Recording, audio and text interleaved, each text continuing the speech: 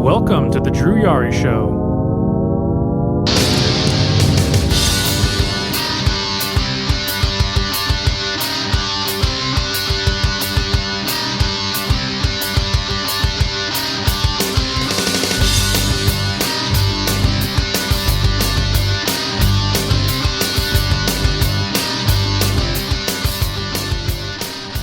Hey, what's going on, guys? It is Wednesday. It is 9:02 p.m. Central Time here in a very lovely, hot San Antonio.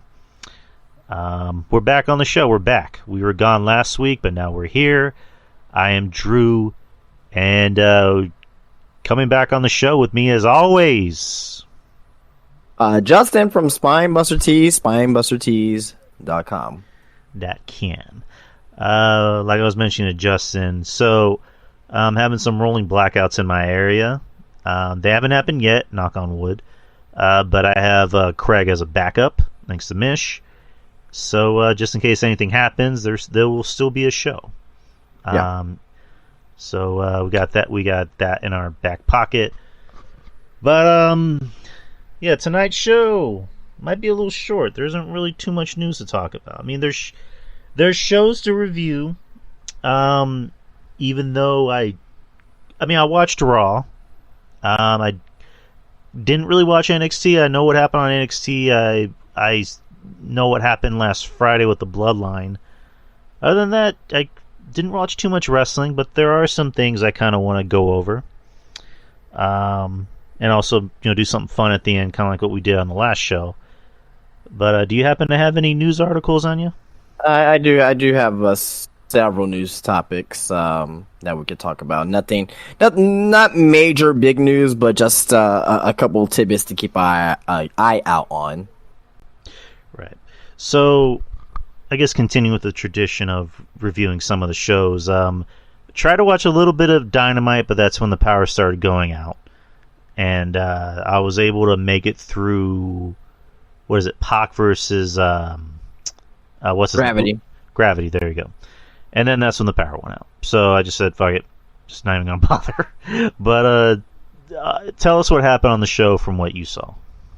Well, I'll say this. AEW has been putting on a better product than WWE lately. But I think that Collision is the best wrestling show going on right now in North America. But it started off with Orange Cassidy versus AR Fox, which what to seem to be a throwaway match. Possibly it ended up being a focal point throughout the show, actually, with what was going on. But basically, long story short, they showed a video package at the beginning, showing Darby Allin, talking about AR Fox, and hey, without AR Fox, there probably would be no Darby Allin. AR Fox, he's trained a lot of wrestlers, both in AEW, mostly in AEW, some in WWE as well.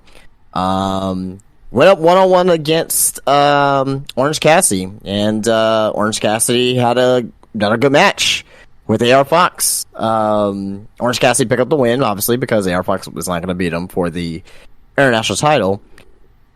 But what happened here was very interesting. AR Fox, at the end of it all, turned heel on Orange Cassidy.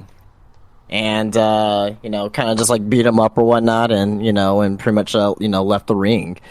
But, also as well, Mox came out and just gave, Paradigm Shift to Orange Cassidy. But that was a, interesting start off, but it kind of continued throughout the night. He had a backstage interview with Jericho and Don Callis, which I thought was pretty funny with the whole painting. That kind of reminded me of the Festival of Friendship. Do you remember that painting with Chris Jericho and Kevin Owens? Yeah, I did see the segment. Well, no, I'm sorry. Well, yeah, well, no, yeah, no, the Festival of Friendship. Well, no, I know what segment you're talking about when Don Callis gave him the painting with Bad News Brown. Yeah. So that was very, very interesting. But it got a chuckle out of me. So I thought that was pretty funny though. But obviously, Don Callis is trying to persuade Chris Jericho and join the Don Callis family, having him team up with Takesha to possibly face off against Sammy Guevara and Dan Garcia. So that's something to look forward to. But mostly AEW tonight. I mean, at the end of the day, I don't want to go through the entire show, but there was progression with MJF and Adam Cole. It was a backstage promo, and basically, Adam Cole saying like, hey, I feel comfortable with you. You're my friend. This, that, and the other.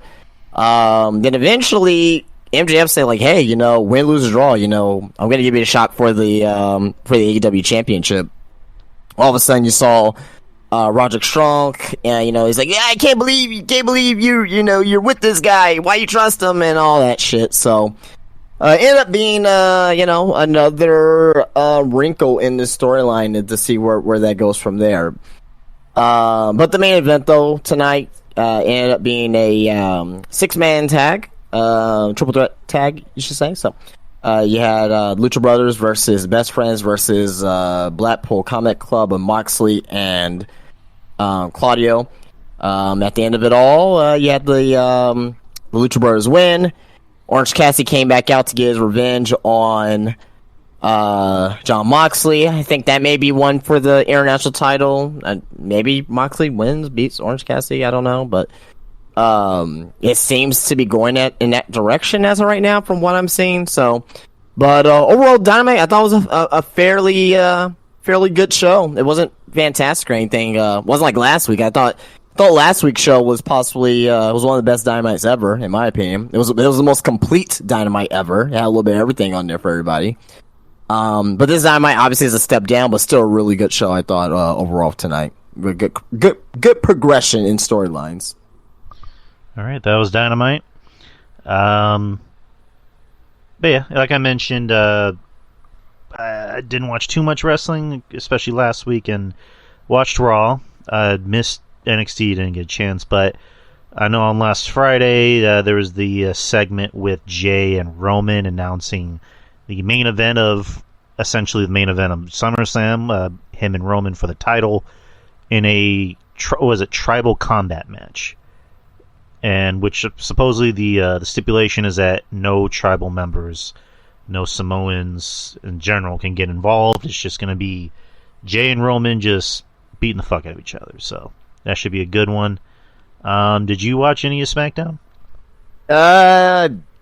I mean, I watched the show. What is there to talk about other than the tribal court? Yeah, exactly. It's just at this point, it's essentially not even the tribal court, but what do they call this one? The I don't even know. It's tribal combat, I guess. No, the tribal combat, but they called the segment something. It was like I don't know. The tribulations of Roman Reigns. I don't fucking know. But I don't know. I'll be honest. It was still a good segment. Still like the segment, but this is one of the weaker ones out of the Bloodline segments. So not. I mean, if this is the weaker ones that we're gonna see, and it was still good, then keep them coming. You know what I mean? But nothing happened on SmackDown. Nothing happened on Raw. Raw was a fucking rerun, basically. You know what I mean? I don't know. I don't know how to feel about WWE's product right now, to be honest. I mean, I'm enjoying. I mean, the good stuff is good, and then the mediocre stuff is mediocre or meh or bad. Yeah, overall, is this better than what we were getting in 2020 and 2019? Yeah, still better. Still, I won't say leaps and bounds better, but still, pretty significantly better. But at the same time as well, it's unimaginative. I think they feel complacent right now. 1 year ago, Vince McMahon left. We saw immediate change.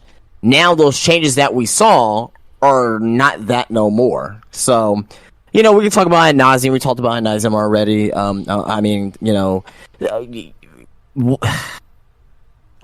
not gonna go on a huge tangent about this, but I think the Judgment Day is not overstaying their welcome, but they're being overexposed. Judgment Day on Monday, Judgment Day on Tuesday, Judgment Day on Friday. For some reason, they're not even what's the fucking draft, right? Yeah. Oh my god.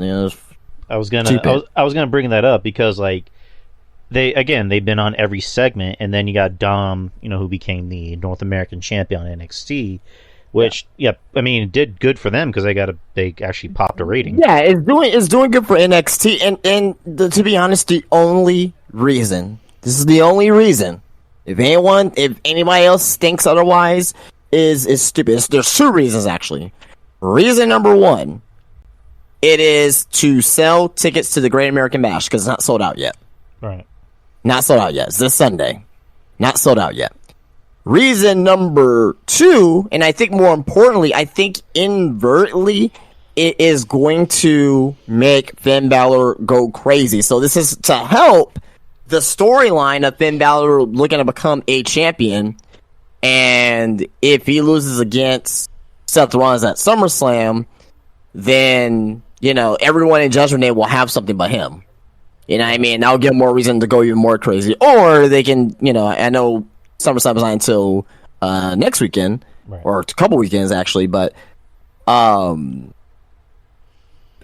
they can do that. Finn Balor does beat Seth Rollins, and Damian Priest cashes in on him immediately. Then they'll still give, but I don't know. The whole Judgment thing right now. Love the group. I still like the group. I love the group. It's just being overexposed, and eventually, people are gonna get turned off by it. The casuals are not gonna get turned off by it right now, but eventually, I mean, but if they're doing good in the ratings, I mean, who am I to say that, but it's... Right, it's just, I mean, you look at the Bloodline. The Bloodline is, the biggest... I mean, the Bloodline's not even really a Bloodline anymore, but, like, all of that with Roman and Jay and Solo and Heyman, that's the hottest thing on SmackDown. On Raw, the hottest thing going is the Judgment Day, because, people, they love to boo Dom. And, it helps that Dom... I'm going to say this, too. You're right, but at the same time, some of those boos are starting to become artificial, because I'm hearing piped-in boos. I mean... I'm hearing piped-in boos on Raw. I mean, I'm not disagreeing with you. You're more than likely right, because, I mean, they did that with Roman when they were trying to force him as a babyface. They would have piped-in cheers. They did the same thing with Goldberg, where, they piped in, Goldberg chants. So... But, again, just nonetheless, if you're the hottest act, again, like you said, who are we to judge? But it's, currently the best act going, because you had Damian Priest, who is the Money in the Bank guy. Finn is going into a pretty high-profile match with Seth. So we don't know what's going to happen. Could Seth possibly win, and then Damian, cashes in on him and just kicks him out of the group? Or we don't know what's going to happen, but... And you want to know another thing too, that's really bothering me about all this? Where's JD McDonough? I don't know. It's a good question. Remember when Finn Balor, he was looking in the distance when JD McDonough made his debut, cut like a promo or whatnot? Let me ask you something. So, of everyone in the Judgment Day, because you got Damian, of course, who kind of has the most momentum. Dom clearly has the most momentum. Finn has a little bit of momentum going in. Do you think Rhea is kind of is losing a little bit momentum? No. Right, I asked that mainly because, I mean, yeah, she did the thing with Liv where she beat the fuck out of Liv, and then she, quote-unquote, broke her arm. And she did the same thing to Raquel. But at the same time, it just seems like she's kind of more on the side rather than actually doing something. She doesn't. She is the second biggest act in the group right now, right behind Finn Balor.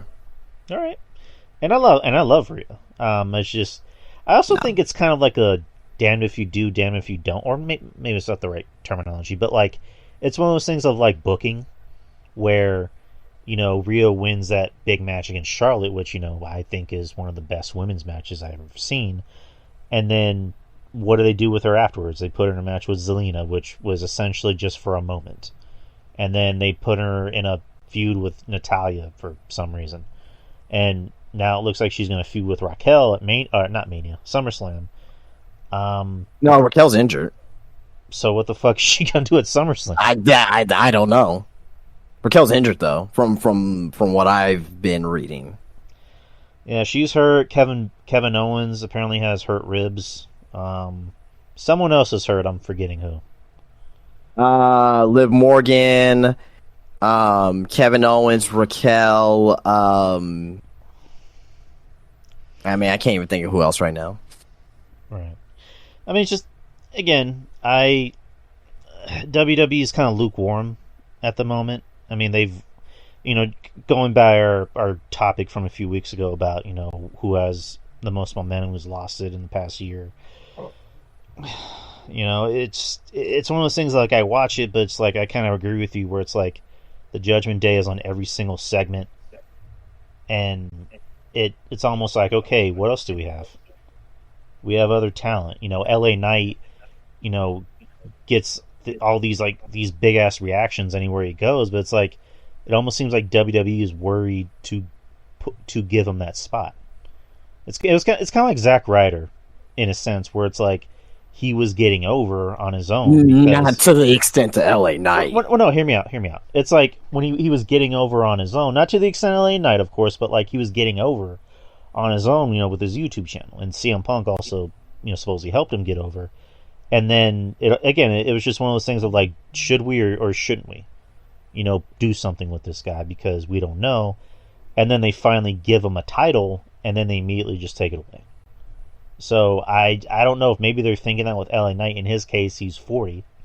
So I don't know if their whole thing is, well, this guy is 40, so what happens if we decide to, put the gas on him, and then he gets hurt? I mean, you put a mid-card belt on him, like, it's not that big of a risk. I think to them it's a risk. Just to them. To them it's a risk when they're not even using Austin Theory right now? Like... what do they have to lose? Like, dude, it's WWE. It's one of those things that, like, I can try to explain it, but it's, at the end of the day, WWE is just weird. I know, I understand what you're saying. I'm just saying, like, in a sense, like, Austin Theory is doing nothing with the U.S. Championship, right? Doing nothing at all. Like, at all with it.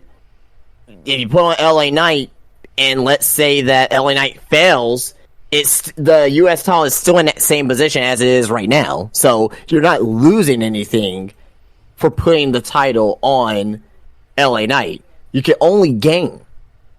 Right. He's like, he has the top 4 out of 5 selling T-shirts, which I have. See, there you go.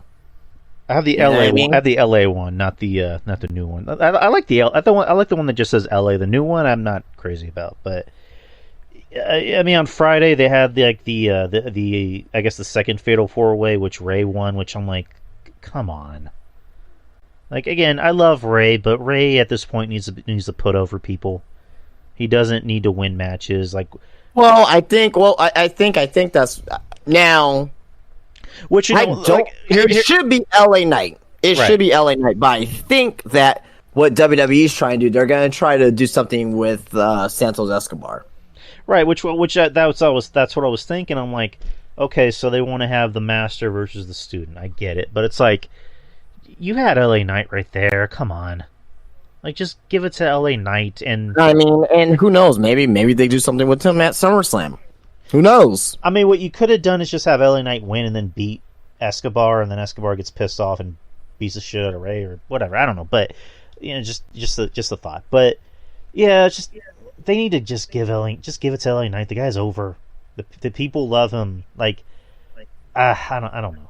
I don't know anymore. But it's just like, at this point, you're almost making me lose sympathy for Ray by having him win a match like this, which he shouldn't win. But whatever. Raw. Yeah, that's pretty much what went on SmackDown. Raw, again, we kind of essentially just talked about Raw because a big chunk of it, and by a big chunk I mean like maybe 95% of the show, was about the Judgment Day. It was about Kevin Owens and Sami Zayn. Kevin Owens has a legit rib injury. We don't know how long that's going to keep him out. I'm gonna add this too as well, right? for Raw. What have we seen? And I'm saying that this is like a rerun show. What have we seen on Raw for the last few weeks with the Judgment Day? Going after Sami Zayn and Kevin Owens. And Bingo. And Seth Rollins. Bingo. Well, Seth Rollins too, but really, it's. I'm splitting Finn Balor along with the Seth Rollins thing because that's obvious. It's for the title. There's a story there. It makes sense. There is a story there-ish but what I'm getting at, it's Kevin Owens versus fucking Damian Priest, Sami Zayn versus Dom. Like, they're just doing these mixed matches and not really saying like, okay, well, you know, you're gonna have this tag team match at SummerSlam or something. So to me right now, WWE is just, especially Raw, is just being, you know, lackadaisical, lazy. You know, going into SummerSlam, and it's you know, it's kind of really pissing me off, to be honest, because obviously they're a lot more than what they are showing. So, right. They could be a lot more. They can make a lot more engaging TV than what they're showing right now. But as of right now, despite that, they're still doing record houses and all that stuff as well. And that's what pisses me off, is that when they do these record houses and, you know, they do great, you know, gate numbers and all that stuff, this is the product that we're going to get, and people just eat it up. Like it's great to have Rhea Ripley on TV. Love Rhea, love Dom, love Finn, you know, love Cody, you know, love the you know, the Bloodline situation. I love all that stuff, right?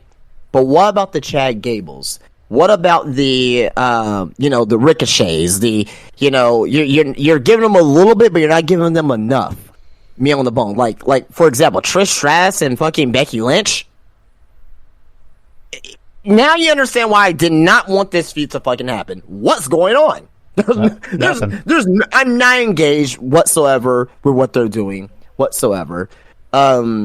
You know, like the whole women's division right now, like for both brands, tag team titles and everything, is just in fucking shambles, man. Ronda Rousey and Shayna Baszler, like, you know, because Ronda has been so, you know, I don't want to say bad, but I mean, if you want to say the word bad, fine, but she's been, you know, unimportant to the fact that her versus Shayna Baszler, which should be a big match, doesn't feel like a fucking big match at all, right? I'm happy for, you know, Chelsea Green and Sonya Deville. Super duper happy for them, especially Chelsea, because, you know, she came back and she's like one of the top successes of coming back into the company. You know, so super happy for her. But let's be honest, those titles are still irrelevant. Doesn't matter who the hell's holding them. You know what I mean? Happy for her, super happy for it, but the titles are irrelevant. So, like, everything right now in WWE is just like, you know, it's very lazy, very uneventful. There's a couple eventful things here or there, but it's like, you know, we see the same people. Like, for example, Apollo Crews, right? He was on Raw this past week, right? Fucking in catering for 3 months, didn't have a match. First match, loses in like 2 fucking minutes. It's like, come on, give me a break, man. Like, you know, you got other guys who were drafted who we haven't seen yet. You know, Ossie Jones, he got drafted to Raw, right? Where is he? Haven't seen him yet, right? You know what I mean? They got Sanga and fucking Veer coming to Monday Night Raw, but they were already on Raw, and they already had matches on Raw already, so how can they be coming, right? You know what I mean? The only one thing from Monday Night Raw that I say that was different, and it was ended up being a very good match, was Bronson Reed versus Tommaso Ciampa. Yep. I thought that was a great TV match. I thought that's how you need to utilize your new people to get them over. And I thought, you know, at the end, even though it was a little bit of a wonky finish, I thought that's a great match there. You know, to showcase these guys and show them what they can do. But Raw's uneventful. WWE's uneventful right now. NXT to me is the best show for WWE right now. And that's in a distant third behind AEW. AEW is doing better right now as far as TV is concerned. So. Yeah, I mean, I did like the Ciampa and Bronson Reed match. I just didn't like the finish, and it's just, this is another wrestling trope I just wish they would stop doing. Is, how is it that every time someone's having a match, and as soon as you hear music play, as soon as you see somebody just walk down the ring and just stand there, why do you all of a sudden turn your attention to that person? Especially if they're just standing there. Like if their music plays, you're like, what the fuck? Like, what are you doing? Like, why the fuck are you out here? But if they're literally just walking down the ring and just standing right in the aisle, why do you just automatically turn around and go, what the fuck are you doing here, huh? Huh? Huh? You want to talk about that? Like, I fucking hate that. And, you know, I know Nakamura and Ciampa are going to have a feud, but it's like, I hated that finish. I didn't like that finish. Like, if you... I don't know. I think we've already pretty much reviewed Raw and NXT. There's nothing to say about it. What can we... Like, I want to ask the chat, what can we say about Raw that, like, we were gone for a week? What can we say about it that's going to be fresh and new and exciting? Like, we're going to say the same shit that we've been saying over the past couple months at this point. It's like, it's uneventful. There's nothing of substance going on. There's a lot of matches just to have be filler matches. Even though Tommaso Ciampa and Bronson Reed was great, where's this going to lead to? Is this going to lead to anything? Like, nope. anything of substance? Anything that we can sink our teeth into? No, it's not. It's not. So those are the shows. I guess we can get into ratings. So, let's see. Monday Night Raw from this past Monday, July the 24th, which was my mom's birthday, by the way. Nice. It drew a 1.818, or was it 1.818? Let me rephrase that. I'm sorry. Let me do that one more time. 1.818, which is down from the previous week. All right. NXT apparently had a 0.57 rating as well. So, I mean, again, they're getting the viewership. They're getting the viewership. It's just the TV is not the creative is not great right now. Oh no. SmackDown from last week was on FS1. It drew a 1.230, which is actually the biggest rating that they got on FS1. Yeah. That's another thing that they were on FS1 too as well. So, a 1.2 is good. Very good for FS1. All right. NXT from last night. Oh no, the ratings aren't up for NXT. What the fuck? Hold on. I have it here.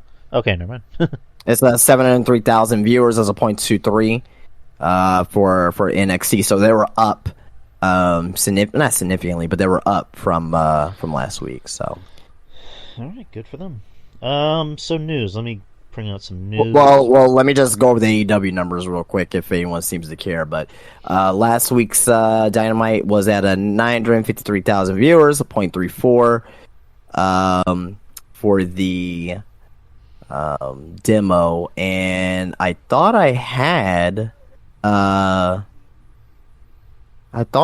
Collision here, I guess. Oh yeah, it's Collision was up as well. It was at 618,000 viewers, a 0.18 for Collision on Saturday. So seeming to be both up for Collision and Dynamite. So. All right, news. I only have 2 news articles, and then I have the I guess the big topics for later. This is kind of like a week old. So, Nick Aldis is interested in both AEW and WWE. He departed from Impact Wrestling after Slammiversary from last weekend, I believe. Yeah, weekend, where he lost to world champion Alex Shelley in the evening's main event. He is now once again a free agent. As previously reported, WWE has expressed interest in signing Aldis again, and Aldis' name has been discussed internally among WWE management as a potential producer for the company. As of right now, Aldis has yet to sign with anyone. According to Dave Meltzer, he reported Aldis has no new deal in place and is said to be interested in both AEW and WWE. Aldis did clean jobs on the way out to Alex Shelley. In the title match and area going on TV, Aldis is a free agent right now and has agreed to work here through this week. So, what do you think about Nick Aldis possibly either coming to WWE or AEW? I think that the more likelier option will be WWE. But why a producer?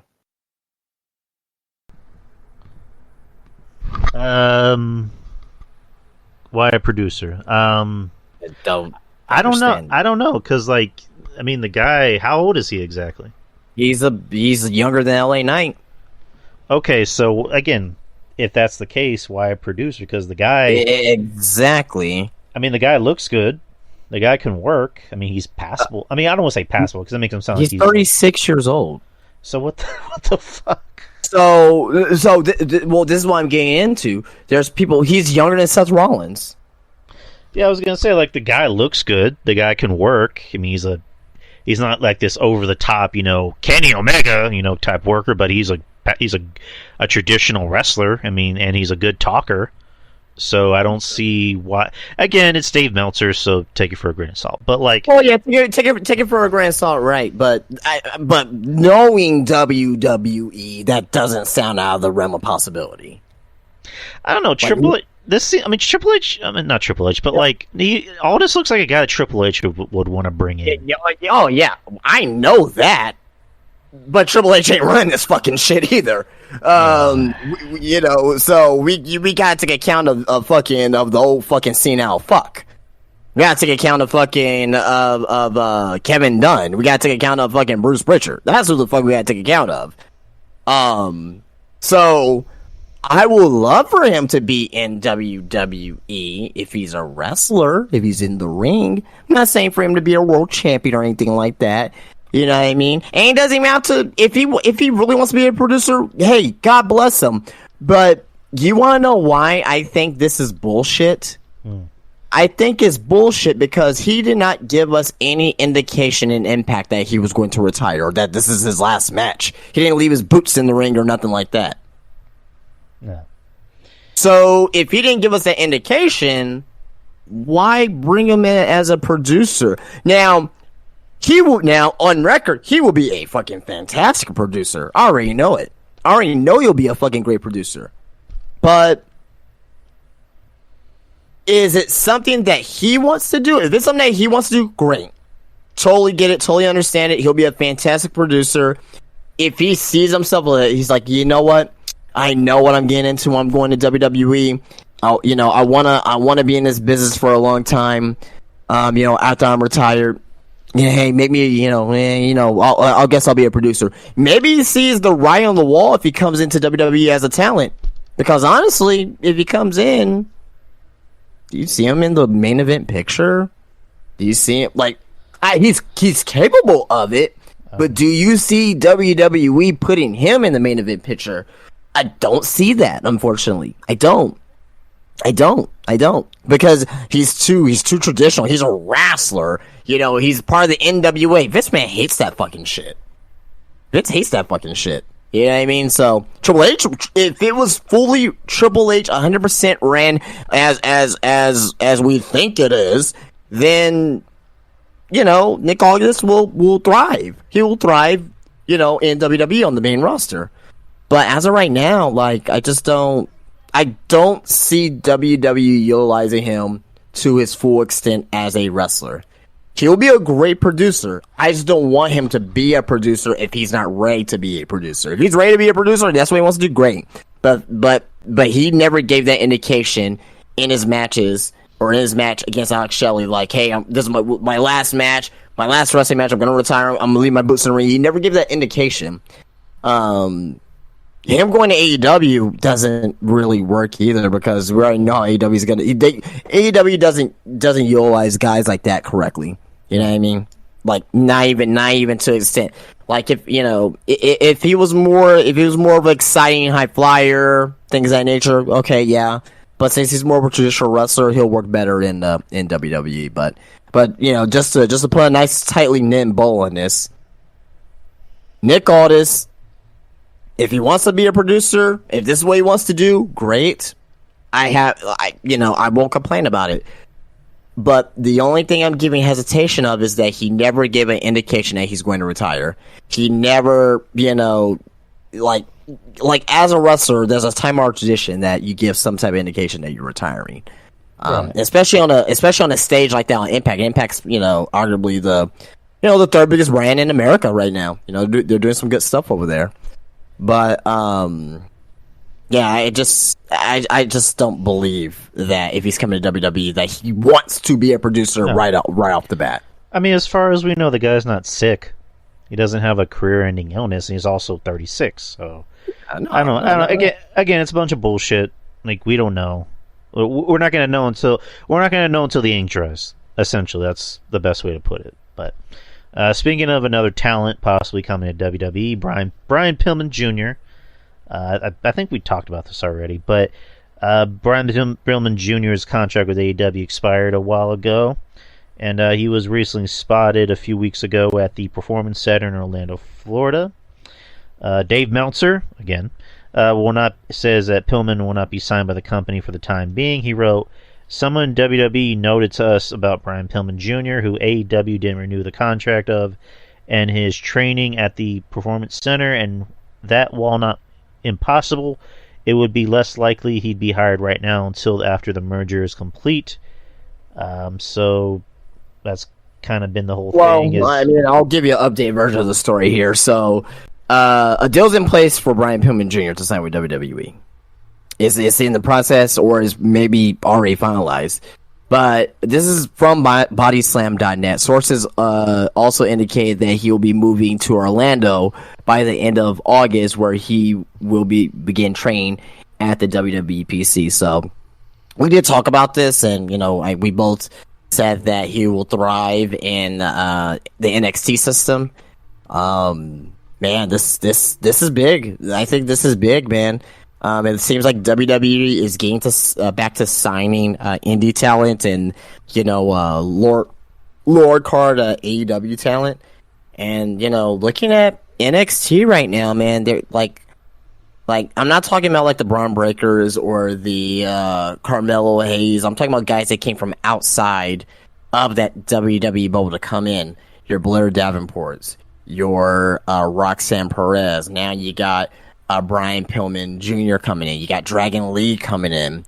This is what NXT needs. They need a little bit of an influence from these, from the independents and from AEW. Get some well-established names down there. We're in the part of NXT right now. Right now, NXT kind of feels like not as good, obviously, but it's kind of like that 2014, 2015 NXT where we started to get like the Finn Balor and the Kevin Owens and the Sami Zayn in there. Eventually, we're gonna get back to black and gold almost. If they do things the right way. But right. Yeah, I like this. I like that he is most likely going to be in coming to the Performance Center and possibly on NXT by the end of the year. Yes and no. When you said NXT Black and Gold, I think it's kind of more like they want to go back to, I guess, not necessarily an OVW type of feeling, a little bit of an OVW type of feeling, but also like more of an FCW type of feeling, because like I did love Black and Gold like everybody else. I think the problem with Black and Gold was that you had too many guys in developmental that were too comfortable being in developmental, and you had too many guys in developmental that you knew damn well Vince was not going to call up. You had Adam Cole, you had, Gargano, who is on television, but that was a Triple H thing. And the company needs guys that they know they can put on television and, can look believable, quote unquote, to them. I say use air quotes for them. So at first I was apprehensive about 2.0, but now I get it. I'm enjoying the show. I like bringing in Brian Pillman, and I know you said he's an indie guy, but he worked in the indies, but he looks like somebody that would probably be on WWE television. Like, he's not a big guy, but he's not a small guy. He looks with his current look, right? No, he doesn't look like a WWE guy. He doesn't. He looks like an indie guy. He looks like like an AEW guy. If once they put that WWE Shine Net package on him, maybe give him a gimmick similar to his father. Maybe he wants to do something like that. Give him a total package as far as music, a presentation, all of that. Once they put that on him, then he'll start to look like a WWE guy. Right now, I won't say he looks. He looks more than indie. Obviously, he doesn't look like a shitty indie guy, but he doesn't look like a big time WWE guy. I think that's what they're gonna do there with him at the Performance Center. Well, no, I was saying like he looks like somebody that they would probably put on television as opposed to, especially now that Vince is back in charge, as opposed to someone who, again. I hate to use him as an example. I don't want to sound like I'm shitting on him, but, Adam Cole.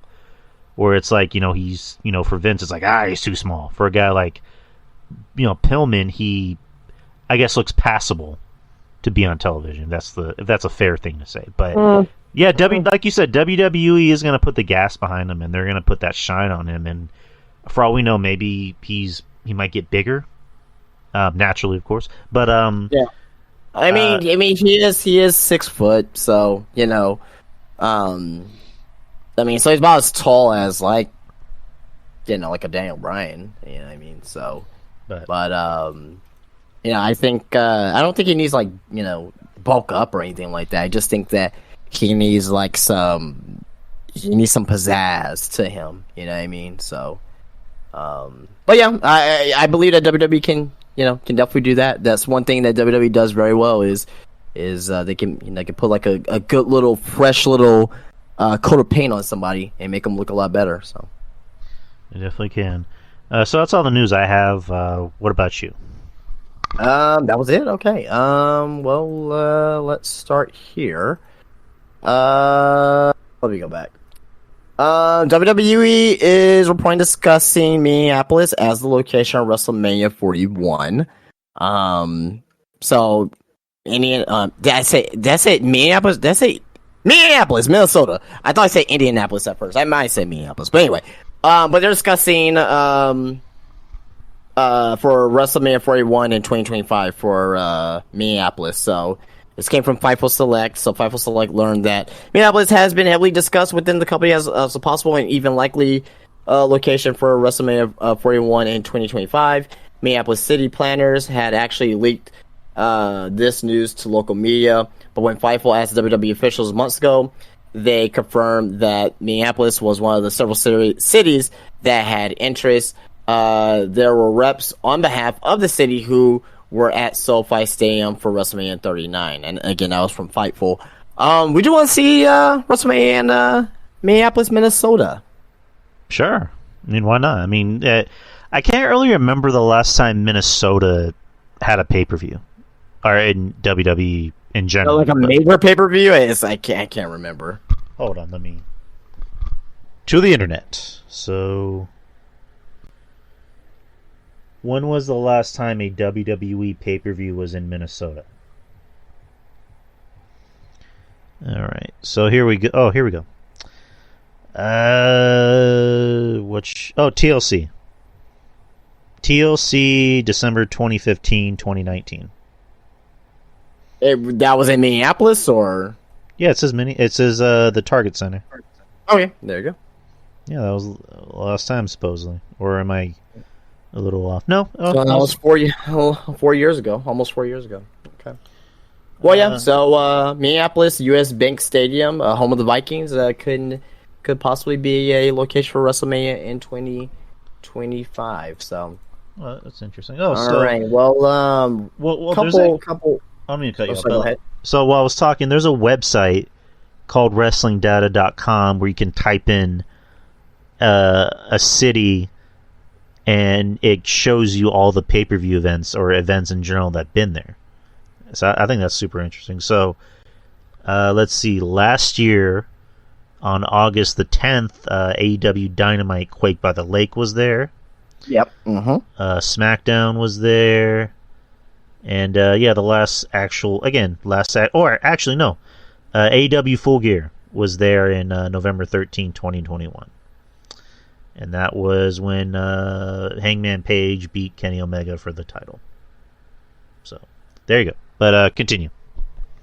Yeah, just got a couple more news stories here. Most of these are AEW related, so buckle up, people. First one here. First one here is from It says Malcolm Muscle Man Malcolm. I'm sorry. I guess this was a YouTuber, whatever. But anyway, this is Jeff Hardy. Jeff Hardy, just a quote here saying, "Naturally, the ultimate goal is for myself and Matt is the AEW World Tag Team Championships. We were so close before I got myself in a hell of a mess that I got myself into. But now that I'm coming out of it, it's within reach." Yeah, so, yeah, well, glad that he acknowledges his, what happened, but, would you want to see one run, of the Hardy Boys of, going after the AEW Tag Team Championships? Like Not a Cinderella story? Not really, because I love Jeff. Jeff is one of my top 10. He's in my top 10. I'm always going to love Jeff. I was never a Matt fan, just was always a Jeff fan, but I don't want to see Jeff wrestle anymore, because it's not the same. Like, he hasn't been the same Jeff Hardy for 5 years at least. And I mean, I say that, but they're more than likely going to do a big, like, Cinderella, turn or run or whatever you want to call it. So again, just personal preference. I don't really want to see Jeff wrestle. I'd rather see him be like maybe a producer for the company or do something with the company that doesn't involve him getting in the ring. So, and like you said, he acknowledges that he fucked up, but how many times have we heard this story? I mean, again, I'm not trying to wish any ill will on Jeff. I want him to do well. I want him to be clean. I want him to be able to be around with his family. But it's just like, how many times are you going to keep saying, I fucked up, and still continue to fuck up?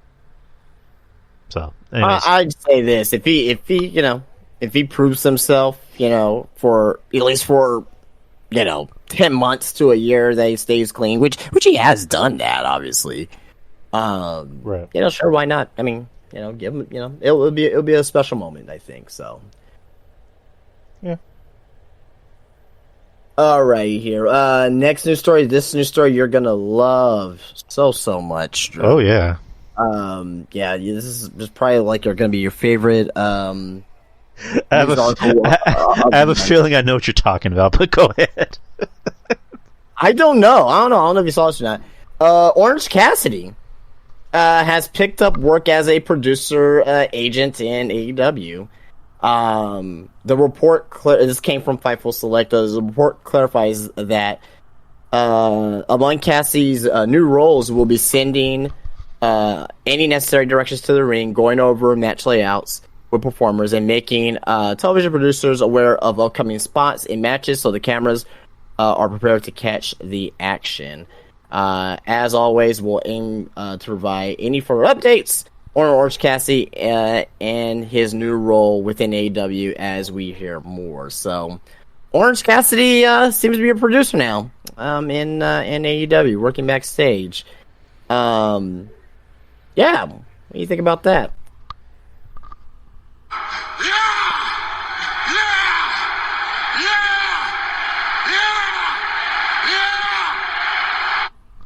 I couldn't even hear that, but I'm sure you're jumping at the moon that Orange Cassidy gets to be a producer backstage. So he's 39 years old, so I don't know how much longer he's gonna be wrestling, but or how much longer he wants to wrestle. So I don't know. Next topic. Okay, next one here is from Xavier Woods. Says, I want to see Chad Gable get a spotlight because he deserves one. He's a guy who came in an Olympic-level wrestler and fell into this, and he learned it quick, and is athletic, agile, smart, creative, and all of these things. I mean, that's really nothing there. It's just a quote. Yeah. But, do you think that Chad Gable deserves more of a spotlight, like with a singles run, or would you want to see anything like that? Yeah. I love Chad Gable. I want to see him get more of a spotlight and maybe be taken more seriously. I mean, because you look at the parallels between him and Kurt Angle. I mean, these are two guys that really had next to no experience before coming into wrestling or coming into, pro wrestling, WWE, and they just took to it like a fish to water. and Yep. they both kind of have a similar look and a similar face, and their personalities are kind of similar because like they're both able to be funny. They're both able to be charismatic and talk on the mic. You know, Kurt Angle had it. I mean, I don't want people to like take this little segment I'm saying and say, "Oh, GR is like." No, I'm not. That's what I'm saying. But I'm like, you know, Kurt Angle had his catchphrase. "It's true, is true." You know, Chad Gable has "shoosh," and you know, yeah, or what the fuck, "shoosh." And what's the other one he has? I'm forgetting. Thank you. I thank you. So, and he's like legit funny. He's made me laugh. So Kurt Angle made me laugh too. So it's like, who's to say down the line they don't decide, hey, let's do something with Chad because he's getting over and the people like him and they cheer for him and he's actually a really good wrestler. So, I mean, granted, Chad isn't as perked up as Kurt, but I don't know. We'll see. But again, anything involving Chad Gable, I'd be happy to watch. All right, cool. So 2 more things here. Minor news story, but you know, in case if anybody is a fan of this guy, you know, just keep you up to date. Rush re-signed with AEW. So this is from Dave Meltzer. They said AEW made the better offer and he re-signed. I don't know how long the terms are. But I know AEW is trying to sign people for multi-years. He got a 1-year deal the first time because he assisted on it because he wanted to prove himself. Rush wanted to prove himself to Tony Khan for only a 1-year deal. Okay. But that was from Dave Meltzer. So Rush resigns with AEW. Any thoughts about that, Rush, or the resigning or anything like that? No, not really. All right here. Well, last thing here, just wanted to go over match ratings from what was last week, right? Yeah, from last week, basically, kind of, sort of. Yeah, kind of last week. Not up until the 19th, from the 14th to the 19th. Just match ratings from the Wrestling Observer here. So, I'm gonna say a match, and I want you to give a star rating that you thought Dave Meltzer gave it. Okay. Santos Escobar of SmackDown, the Fatal 4-Way, Santos Escobar, Grayson Waller, AJ Styles, and Butch. What did you think Dave gave the star rating for that match? No. I guess like maybe 3.7, 3.8. Oh, well, he gave it 4 stars, so. Oh, okay. So Triple Mania, if you guys didn't see Triple Mania, I mean, I love watching Triple Mania because it's gonna be so bad it's good, and you're gonna get maybe 1 or 2 really good matches in there. So from Triple Mania, it was Vikingo. We know our buddy Vikingo versus Kenny Omega for the AAA Mega Championship. What would you think that Dave gave that match star rating? He gave that 6,000 stars. No, I'm kidding. 6 stars. 4.5 stars. Wow. Collision. Jay White and Juice Robinson versus FTR. 2 out of 3 falls for the AEW World Tag Team Championships. What did you think he gave that match rating? Well, it sounds like a match that should have gotten 5 stars, but it doesn't have one of Dave's boyfriends in the match. So, what was it? It was 5.25 star. All right then. Which, in all honesty, they deserved that. It was possibly one of the best. It wasn't to me. I thought that was the best tag team match of the year. So I don't know. Did you end up seeing that match? That was on Collision. I caught a little bit of it. It was a good match. It's FTR. FTR is great, even though I'm not crazy about Dax when he talks, but still, they're still a great tag team. I'm talking about the match. No. Yeah, I know. They just and Jay White and Juice Robinson are starting to kind of cook a little bit. They're starting to grow on me. So, and they work as a tag team. So the match was, from what I saw, was really good. Yes, that was a 5.25. Just a couple more here. I'm skipping the New Japan stuff because that be irrelevant. Raw, Sami Zayn and Kevin Owens versus Dom and Damian Priest for the Tag team championships. What do you think Dave gave that one? I would say a solid 4. It was a right spot on, solid 4-star. All Right right. on. Yeah.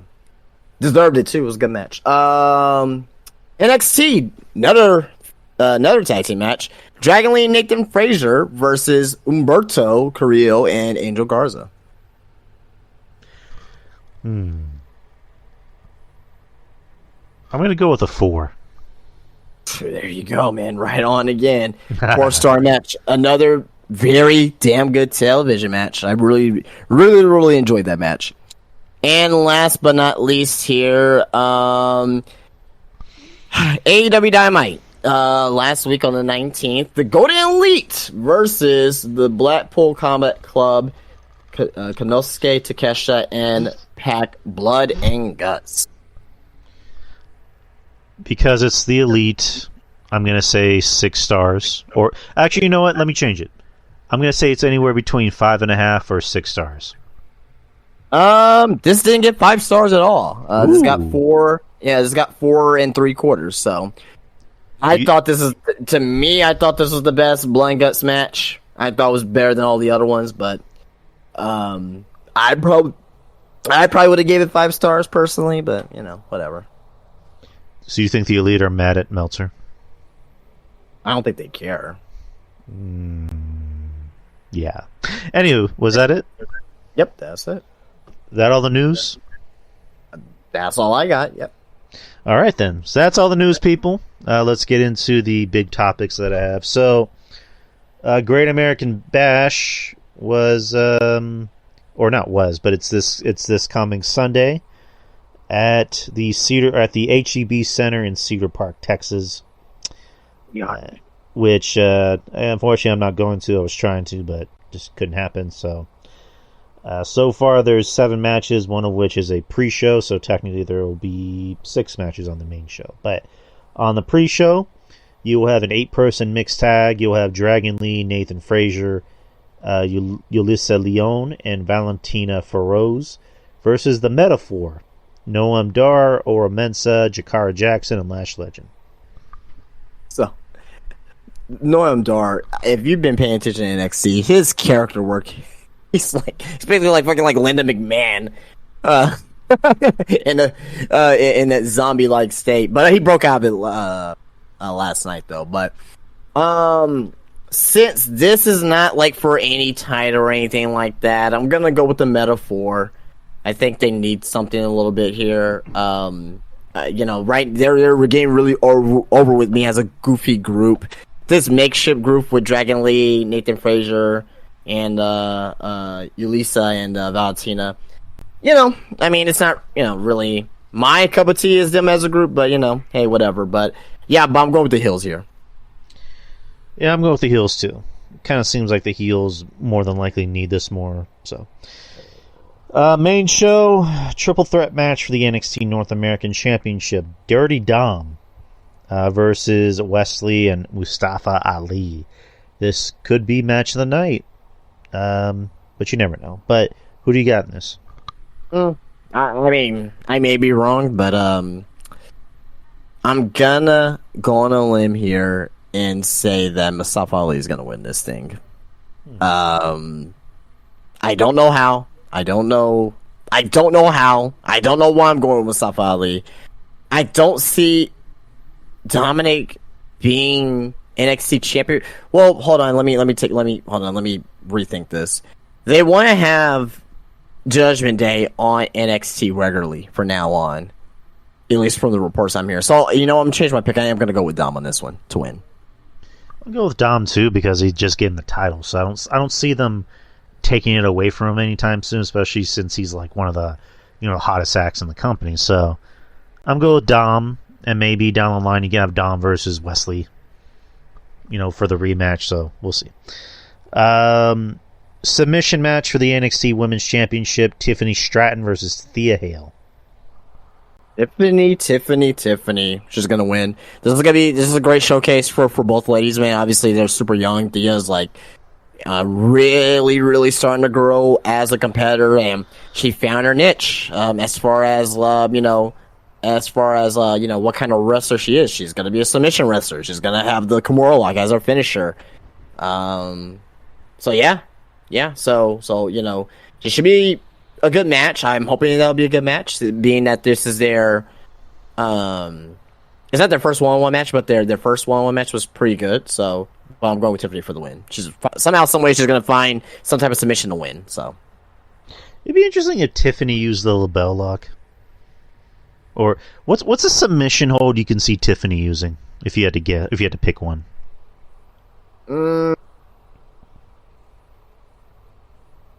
kind of like a counter mutilation in a way, but something where she like flips over and she's doing like a hand, stand, like a not a handstand, but you know what I mean. But Yeah. something like that. Maybe like a rear chin lock, or kind of like the Muda lock or something like that. I don't know. What about a torture rack? That can work. That can definitely work. I can actually see her doing that. Actually, so that's a great idea there. Yeah, I like that.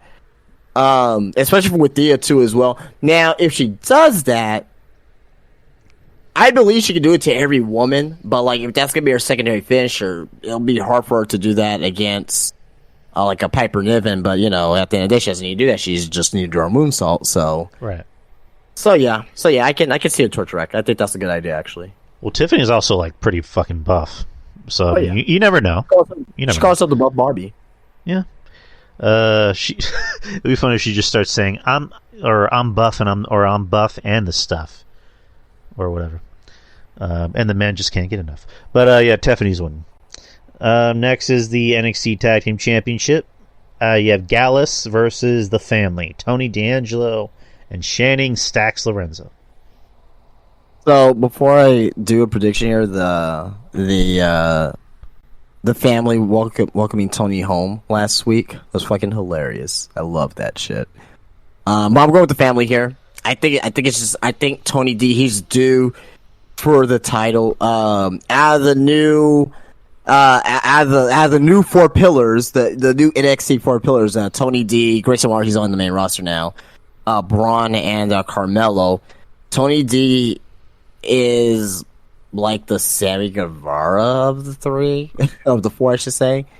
I think he deserves gold. He's been putting in a lot of work. He's not bad in the ring. He has a great character, right? His character work is fantastic. I think it's time, and Stacks has been improving as well, tremendously. I think he's going under the radar right now on how much he's improved in the ring too. So, I like to see the Family win. I think they are going to win. Being of the story that Gallus pretty much screwed over Tony D, and he was in jail for a few weeks and all that. So, it should be Tony D. It should be Tony D and Stacks to win. I'm going with them. I'll go with them too because they got more momentum and the crowd really seems to want them to win. And Gallus, just to me, from what I've seen, just they haven't been working, and the crowd doesn't really seem to connect to him as well. So I'm gonna go with the Family to win. Next is a Weapons Wild match: Roxanne Perez versus Blair Davenport. Going with Blair Davenport to win. This will be a really good women's match, though. I think this is gonna be better than Tiffany and Thea, in my opinion. But I think both women's matches should be pretty good. But Blair Davenport, former Mrs. Raw Ospreay, and Roxanne, just two gals came from the Indies. Blair was wrestling in Stardom in Japan and AEW, so you know that she has a very good reputation. And Roxanne was the first ever Ring of Honor Women's Champion. So, the only thing I say about Roxanne, and I said this before, is that just her promo work, and it's just she gets better at that. But as far as the in ring stuff, she is damn good at what she does. So, I am going with Blair to win this match.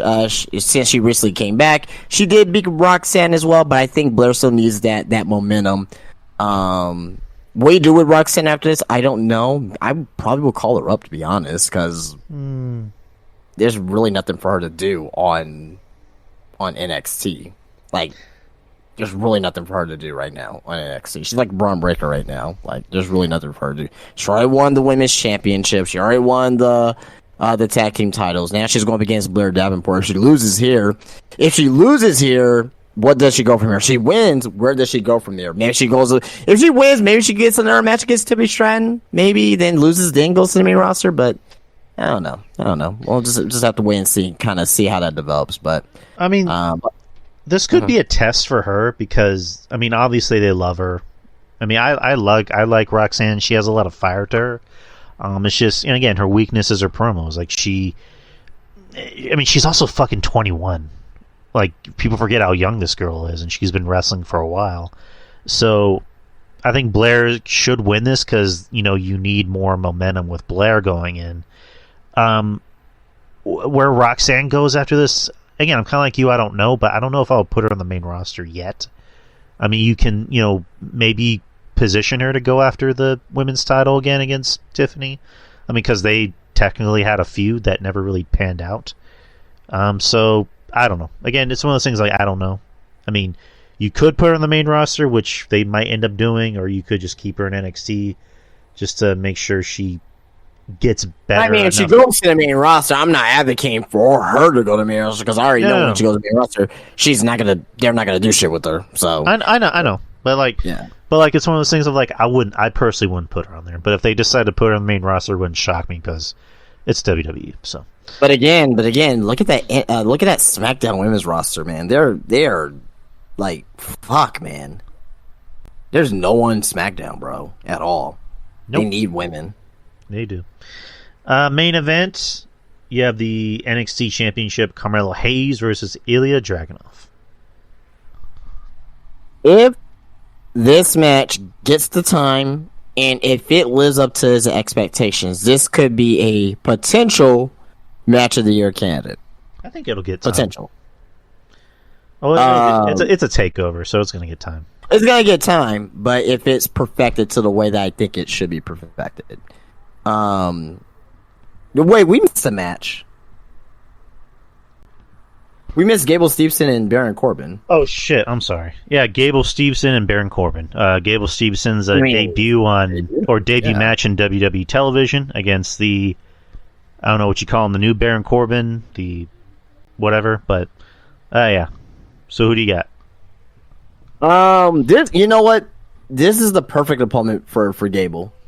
You get a long time veteran in Baron Corbin coming in. You know that the match is going to be a simple match, not a simple match, but it's going to be simple enough for Gable to follow. And Gable Stevens is going to win. Let's just say that. But as far as the match is concerned, like, I think Baron Corbin is the perfect opponent for him. To lead him in this match and to help him with spots and things of that nature. So I'm most intrigued for this match. This is not going to be a match at night, but this is the match I'm looking forward to the most, just to see how good Gable Steveson can possibly be. On NXT, I saw a fantastic belly-to-belly suplex, Kurt Angle-like, very Kurt Angle-like, German suplex as well. So, but I want to see like all the tangibles, his selling, his the way he gets into spots. I want to see the way he does, where he locks up his opponents, like submission holds and things of that nature. I want to see how quick he can run off the ropes. I want to see on how athletic he is as far as, jumping, on the ropes, or does he do a dive to the outside, or what is going to really pop off the page with Gable Steveson. And like I said, I think this is the perfect opponent for him in his very first match. Yeah, he does a pretty mean looking suplex, so I'm already invested. I want to see what this guy can do. Again, he could be really good in the ring. I need personality out of him because from what I've seen, he looks bored. I mean, not bored, but he generally looks like he's standing in line at the DMV as far as his personality goes. So, again, he's in developmental, so hopefully he can develop a personality, which I think he could. So, his brother Damon has personality. So, we'll see. But good opponent, because Baron is essentially the guy that puts over other talent. He's in the new position that the Miz is currently in. He's the guy that's going to put over the new guy that they want to see shine. So, but glad he's no longer Happy Corbin. Whatever Corbin he is, we'll find out. But yeah, Gable's winning. But back to the main event. It's TakeOver, so they're more than likely going to get enough time. And, Dragunov, they know can go. We know he can go. Carmelo, we know he can go. I mean, this might be Carmelo's toughest match. Because, fucking Ilya's just going to go right at him. Yeah. He's going to headbutt him. He's going to throw his whole body at him. He's going to rip off his arms and throw them at him. Like, that's how freaking nuts Ilya is. So, this could be match of the year. I mean, not just forget match of the night, match of the year. Match of the year. I don't think this is gonna be match of the year, but not the match of the year, but a match. But of the year I think it could be a candidate. Like if it's it could be a top 10. Like if you put all the wrestling, the major wrestling promotions together, this could be a top 10. If everything goes according to plan, you know what I mean. But we'll see what happens. But I'm going with Carmelo though. Going with Carmelo Hayes with a hard-fought win. So going with Melo, and that was a TakeOver, people. Another thing I wanted to discuss with you. So a few weeks ago, or the last show we did a segment about the WWE roster, about who's gained more momentum and who's lost more momentum. I was interested to see if you want to do it with the AEW roster. Yeah, sure. So I'm not going to go with every single person on the roster. I'm mainly going to go with people who have been on television. So if I skip some names, then that's why. So if for example, if I'm talking about if I've skipped Aaron Solo, then you know why. So, but let me just start with the first person I see who was actually just on TV tonight, AR Fox. Well, after tonight, gain momentum. All right. Action Andretti. Lost. Yeah, the guy that was supposed to be a huge star. Yeah, he's definitely lost momentum. I don't know if he's supposed to be a huge star, but, That's supposedly what Jericho said. Adam Cole. Gained, obviously. He's got the blackest name I've ever seen. Austin Jenkins. That's such a cool... I like that name. You should have been Austin Jenkins instead of Adam Cole, but whatever. Let's see. Andrade El Idolo. Since he came back TV, he's gained momentum. All right. Can't disagree there. The Acclaimed. From where they were at, they lost momentum. Agreed. Still over, but lost momentum. Let's see. The Guns. The Gun Kids, brothers, whatever they're called. Ooh.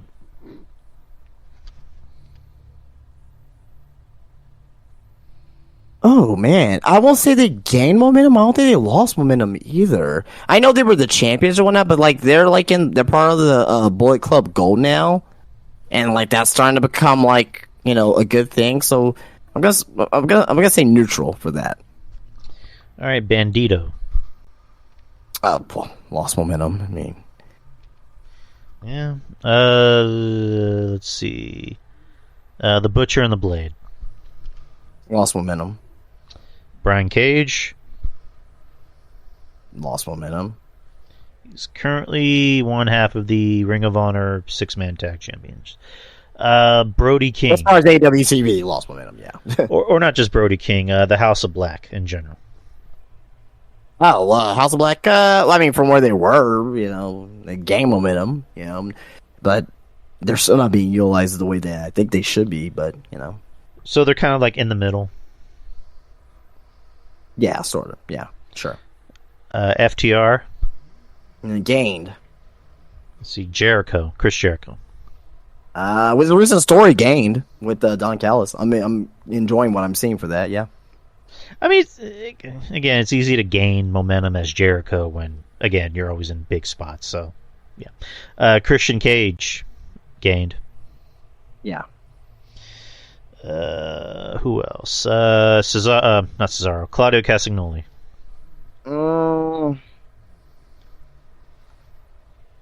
the current I Ring won't of say- Honor I World won't- Champion. I won't say he lost momentum, but he didn't gain either. He's where he's at. I think he's going to be at where he's at for a while. Yeah.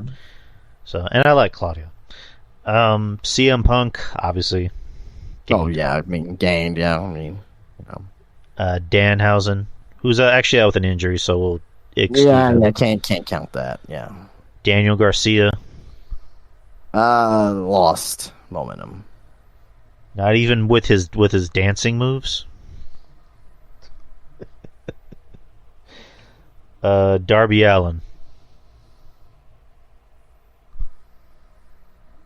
He didn't lose momentum. He's super over. Like, but I wouldn't say he gained momentum either. But he's still top echelon as far as total momentum, if that makes sense.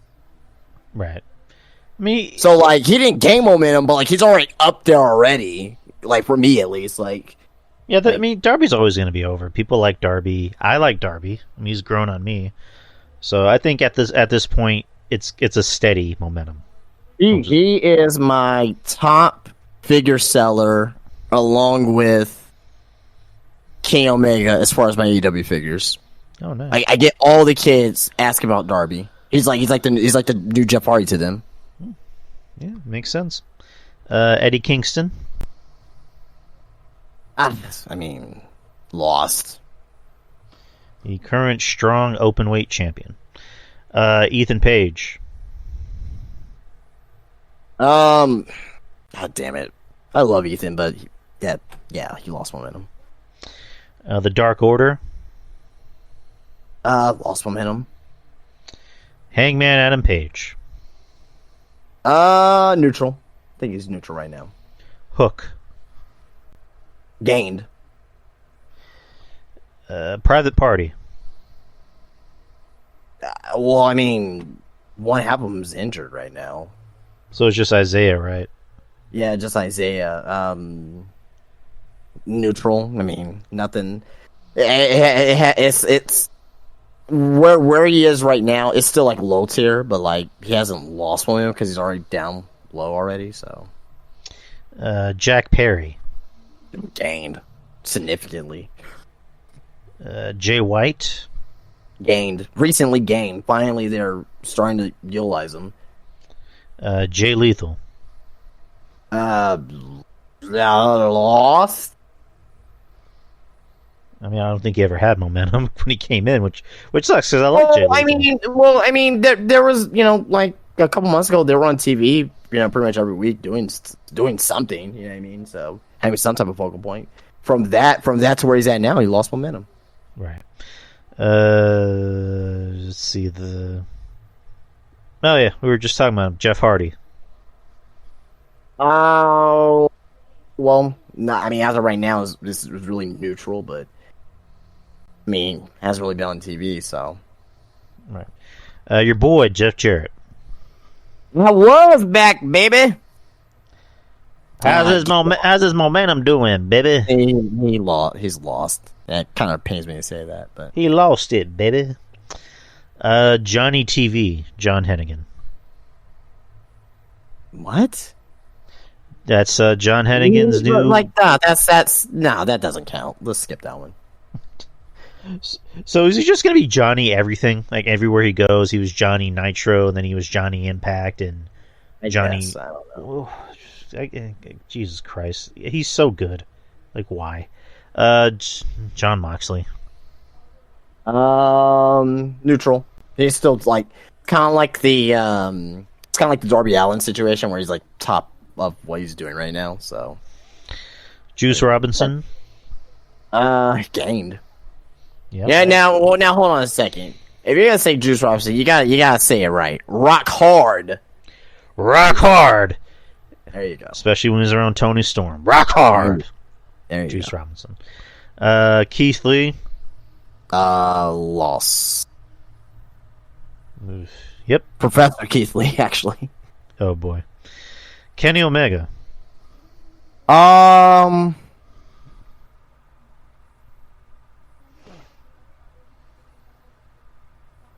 Not. I don't think he gained, he's neutral, but he's like already top of what he's doing already. So it's like you can't like the only way Kenny Omega is gonna gain momentum is going after the title. You know what I mean? Other than that, he's just gonna be a top guy on the on the roster. So Takashita. who? Takeshita. Takeshita. Oh, I was like Takeshita. Yeah, Takeshita. He's definitely gained. He's definitely gained momentum. Definitely gained with the whole heel turn and stuff. Yeah. Lance Archer. When's the last thing? Like he hasn't been on TV. I don't know. They keep with the start and stop pushes with Lance Archer, so he's just. But he hasn't been on TV though. Yeah, I know. But I'm just talking about his career in general in AEW. So he's. Yeah, we'll skip him. Let's see. Luchasaurus. Well, he is the ENT champion, so gain momentum. I mean, is he though? Yeah, there you go. I mean, in the record book, that's what it's gonna show. So yeah. The Young Bucks.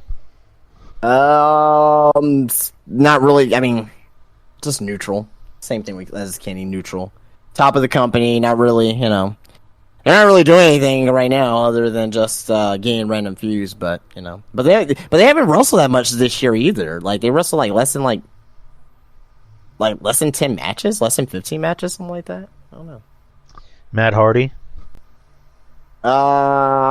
Lost. I think he lost. Right. Let's see who's next. Miro. Gained. I love Miro. MJF. I mean, seriously, like The world really champion, yeah. I mean, that's the obvious answer there. I mean, aside from his dancing, but we'll forget that. Nick Wayne.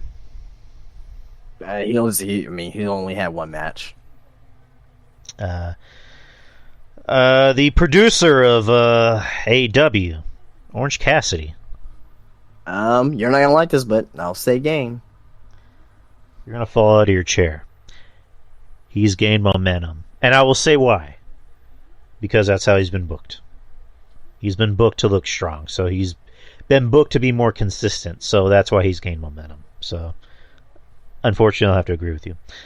Pac. Since he's he's back on TV, so gained from not being on TV, so gain momentum. Powerhouse Hobbs. Lost significantly. Like Jesus, what are we doing? Sucks. I like him. Like, come on. QT Marshall.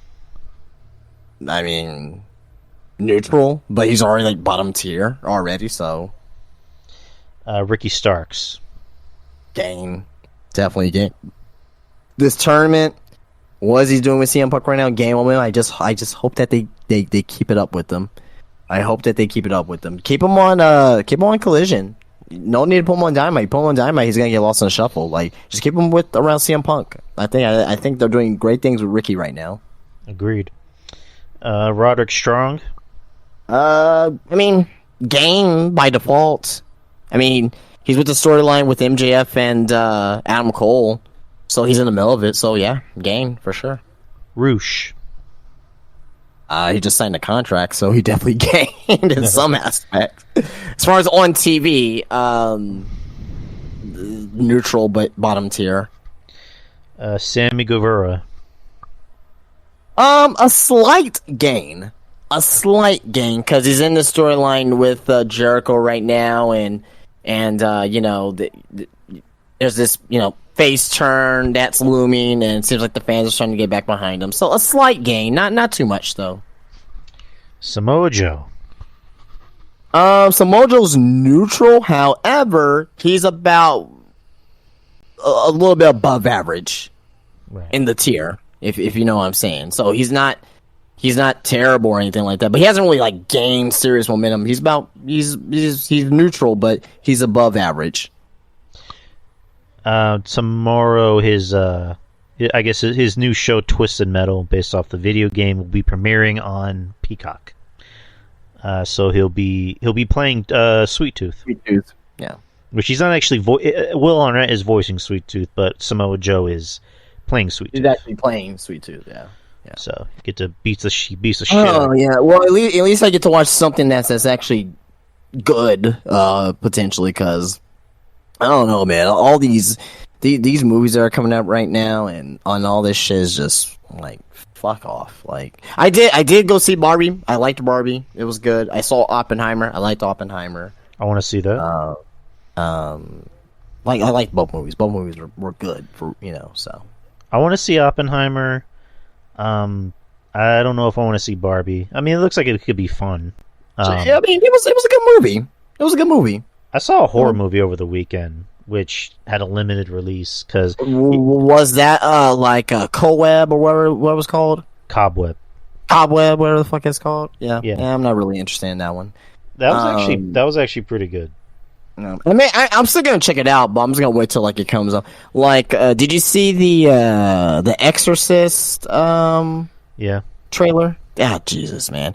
Like, I understand what they're doing. They're trying to connect it to the original story or whatnot. But it's like, and they got the mother from the original Exorcist and all that shit. But it's like, I don't like it doesn't seem any scary whatsoever. No, I mean, and also, again, this is going to be a controversial statement. I was never a fan of the original Exorcist. Like, not really one of my favorites. I actually fell asleep during it. Wow. But like, they're doing with it what they did with the Halloween movies, where they're doing a direct sequel from the first movie and they're negating the other movies. Which, yeah. I mean, have you seen The Exorcist Part 2? Was that the one where they're in the hospital? Yeah, I believe so. But that was the heretic that had like James Earl Jones and like the locusts and shit. No, Yeah, it was like an acid trip, and there was this one guy buying a fucking dick. Jesus Christ! I'm being serious. He was buying a fucking like dick. I was like, whatever. I saw the prequel and that was bad. I'll give it a check out, but I'm not really looking too forward to it. So I don't know. I've been watching a lot of TV shows lately, and they've been killing it. I watched The Bear, and that's really fucking good. And Reservation Dogs, that's really fucking good as well. FX shows. I saw a couple of I saw a little bit of Reservation Dogs, and didn't move me. I mean, it's not a show for everybody. I mean, a lot of these shows aren't for everybody, but I thought it was a really good show. I thought The Bear was better. Probably the best TV show I've seen in a while. It's the best TV show like this year. So I can see why. I can definitely see why. Just not my cup of tea. I don't know. FX has been killing it with the shows, and I don't know. We'll see. But I'll watch Twisted Metal when it comes out tomorrow. I heard good things. But yeah. Oh yeah, yeah. I'm definitely checking that out. I'll continue with this. Scorpio Sky. He hasn't even been on TV. All right. I think I don't even know if he had a match this year. No, he hasn't. I mean, he had a promo a few weeks ago, but that's about it.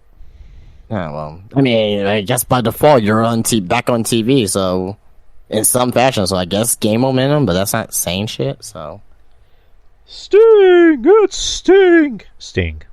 I mean, Dick is Sting. He's the number one guy in the company. Yes, you gotta say it right. It's Sting. He is the momentum. He is the momentum. Yeah, exactly. So there you go. Best way to put it. Swerve Strickland. Oh, he's gained. Love him. I like what they've been doing with him lately. Love when he beat the shit out of Nick Wayne. Loved him. Wardlow. That was a good match, by the way, too. We didn't talk about that match, did we? I think we did. No, we did. Oh, well, it wasn't. Oh, yeah. But I really liked that match. It was good. I mean, I just said the Nick Wayne kid was okay. He didn't really do anything that was different. You know what I mean? He's only 18. Like, yeah, but they were hyping him up like he was gonna be like, AJ Styles and the 18-year-old. Have you seen any 18-year-olds that look that good in the ring? I'm saying the way they were hyping him up. You know what I mean? Have you ever seen any 18-year-olds that look that good in the ring? I haven't. I mean, Thea Hale. No, don't do that. Don't do that. She's not on even ground with Nick Wayne. Like, no. Ken Doan. No. I love Thea too, but like it's night and day with that. Like you can't really make that comparison because like she came in straight into the performance center and like she's like still learning wrestling. Like Nick Wayne's been doing this since he was like a little kid and his dad was a wrestler, so it's two completely different things. But I digress. We could talk about this all day. Yeah, we could, but we shan't. Wardlow. Are you fucking kidding me? Like you felt the face of the earth. He needs to leave. He's one guy that needs to get out of there. He needs to get out of there. Go to WWE and sign a contract and make a lot of money and be a big star. Like, just plain and simple. Get the fuck out of that company. Now, that's one guy that's ready for TV and Vince McMahon will wet himself over. That Wardlow. Yeah, he can be their new Batista. There you go. Wheeler Yuta. I mean, neutral. I mean, he's the, I don't want to say he's the job guy in the Blackpool Combat Club, but he's the job guy in the Blackpool Combat Club, so. Pretty much. Yeah. So that's all the men that are more so on TV or have been on TV. So let's go to the women. Abaddon.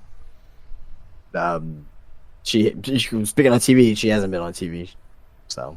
Yeah, she's non-binary, so she goes by they, them. Anna Jay, just Anna Jay. Lost momentum, but they have a lot of potential for her to join Jungle Boy, Jack Perry. That'd be interesting. The Ring of Honor Women's Champion, Athena. As far as her being, like, as a Ring of Honor Women's Champion, she's gained momentum. Like, 100%. But as far as AEW is concerned, she hasn't really been on AEW, so. You know what I mean? Yeah. So, but it's like, so I'm seeing game momentum because like I've been seeing bits and pieces of her work in Ring of Honor has been really fucking good. But it doesn't translate to AEW TV because she's never on AEW TV, so so. I think she is on fucking Rampage, which no one fucking watches. So. Oh no. And this woman will be here for Alamo City Big Texas Comic Con. Dr. Britt Baker. Are you gonna go see her? No. I mean, I'll go, but I don't know if I'll go up to her and actually talk to her. But Britt Baker. Lost momentum. I want to say that, and this is just the women in general. Like, I think a lot of these women is gonna be like lost momentum is just because of how the division is. So like she is still like top tier for the women's division, but the women's division in total has all went down completely. Right. No, you're not wrong. Harley Cameron. Oh, the rapping bitch. I guess game momentum. Bitch. I didn't mean to call her bitch, but that was just, I don't know, that was just what my first thought. Game momentum by default, but it's not saying much. Yeah, I get you. Hikaru Shida. Lost momentum. Jade Cargill. Lost. I mean, lost because she hasn't been on TV ever since she lost the title. She literally just left after she lost. Julia Hart. I will say she's gained momentum. She is really, really good in her role. I really like Julia Hart. I like her. I've always liked her. I thought, even when she was doing the cheerleading thing, I was like, oh, cute girl. She's decent in the ring. And now she's doing the goth gimmick, and it works. I really like. She's getting better in the ring. She is, but she doesn't even need to do that. Like, just the presence and her presentation for the House of Black is perfect. I love it. I love what she's doing. Kiera Hogan. Lost momentum. Chris Statlander. Gain momentum because she's a U.S. champion, but as champion, like, what? Your girl, Layla Gray. Oh, let me tell you something. Look, I don't care what you guys fucking say. I don't give a shit what the chat says. She is the top momentum getter out of the entire roster. Period. God. Like, every time she comes on TV, it's a momentum gainer. A 1,000,000%. God Almighty. Yeah, I bet it is. All right, Mercedes Martinez. Lost momentum. I don't think she hasn't really been on TV. She's been injured, so Nyla Rose. lost momentum. Penelope Ford. She hasn't been on TV. I don't think she had a match. I don't even think she had a match this year. All right, let me go with the women that have been on television. Ruby Soho. Gain. Yeah. Better than what she was last year. Yeah. Not by a lot, not significant, but she's getting a little bit. Soraya. Lost. Sky Blue. Gained. I'm not even trying to be funny either. Like, obviously she looks fucking great. Like she's fucking thick as shit. I understand that, but legitimately she's gained momentum. Like if I'm being unobjective, she's gained momentum. She's really starting to become one of the the 5 go-to women for the AEW women's division. So Yeah, no arguments there. Taya Valkyrie. I don't understand why she signed with AEW, but Yeah, she hasn't done shit. I don't understand it. I mean, She hasn't been shit since Impact. Or NXT. When she was in NXT, I thought there was something there. She didn't do shit in NXT, dude. Like when she was in Impact, when she was in Lucha, she was like flexing dudes. Like she was fucking right. If you're making that comparison, okay, yes, but like I'm not gonna piss on her NXT run. I am. Unfortunately, I'm gonna be the jerk in this conversation. She came to NXT out of shape and she didn't do shit. So she's lost momentum since Impact. I'm gonna say that. Toni Storm, the current women's champion. I mean, gained. Overall, gained. But damn, man, like just being, she wasn't even on. I don't think she was on. I was gonna say on Impact, but on Dynamite tonight. That's how it is. And Willow Nightingale. Gained. I love Willow. She's so awesome, Sweetheart. And how can you not like Willow Nightingale?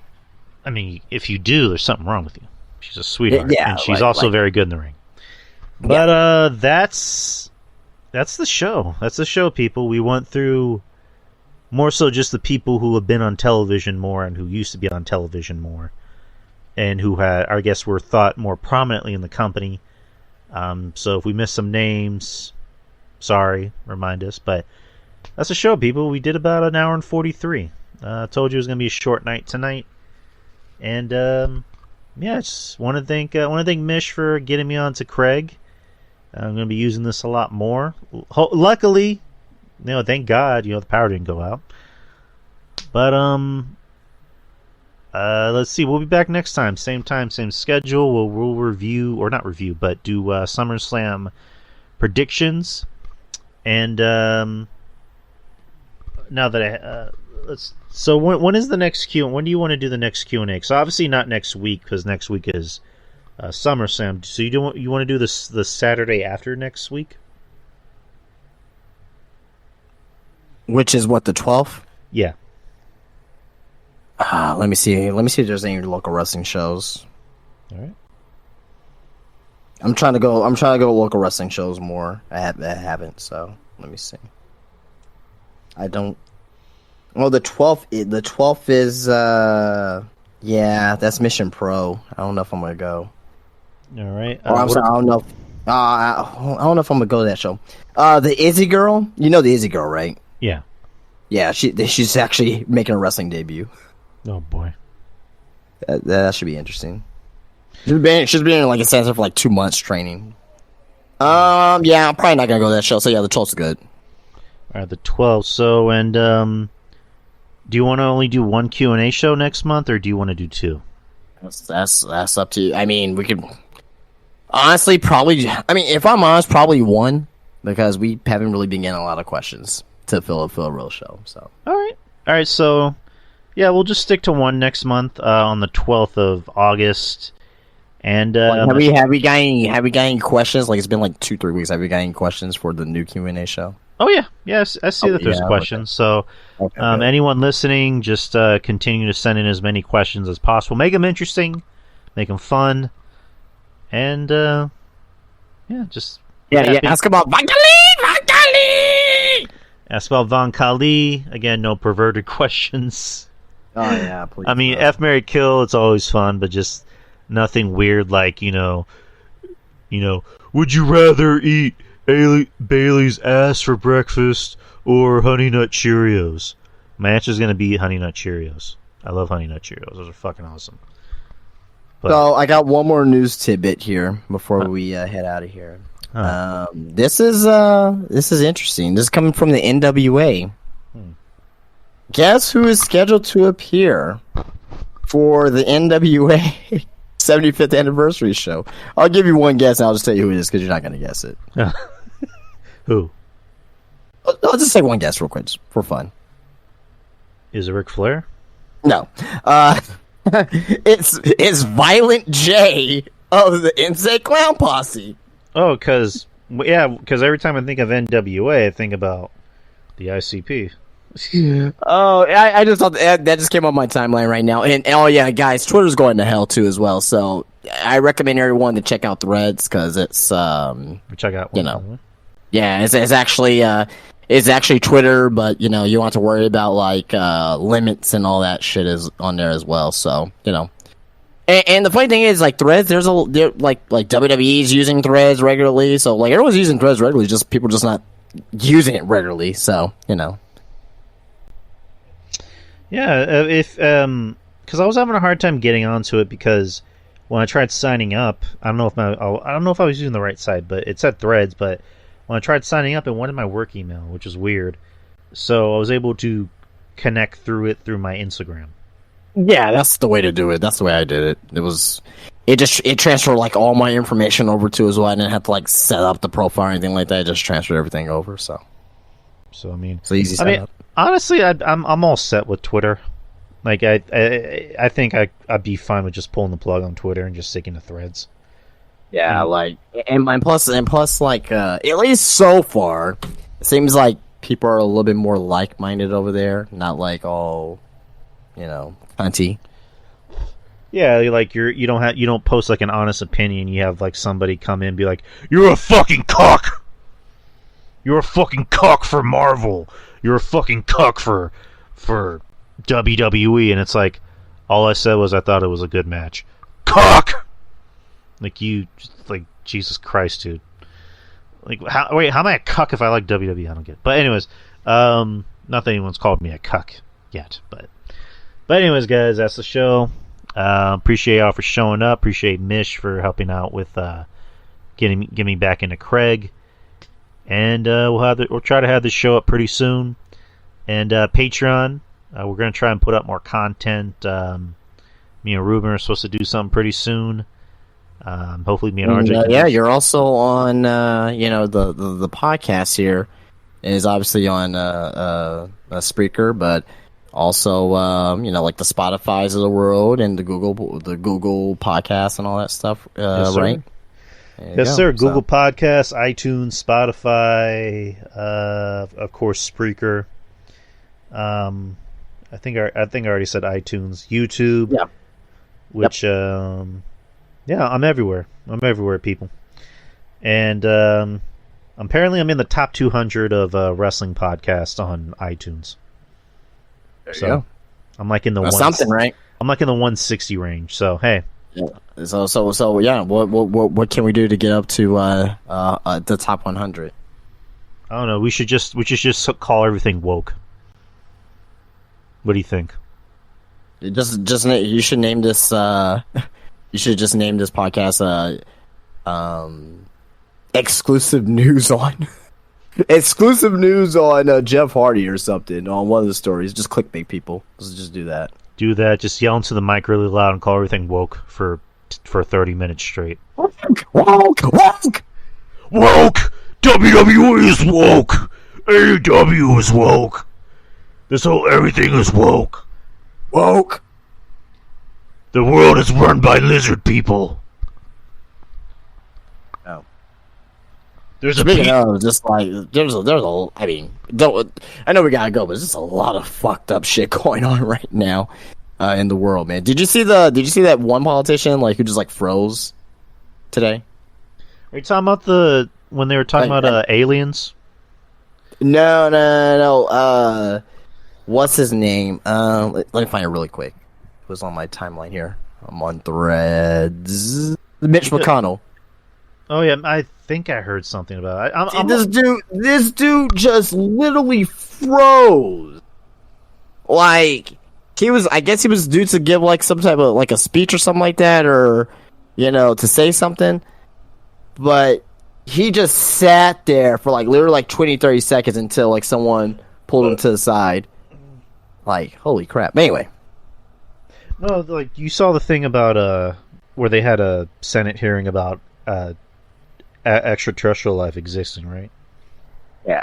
I mean, that's not anything. That's not news. I mean, they're under oath, I guess. So. I don't know. I've always believed in aliens. Like, yeah, I always did too. So I like my line of thing is like there's like galaxies and universes and all this other crap, right?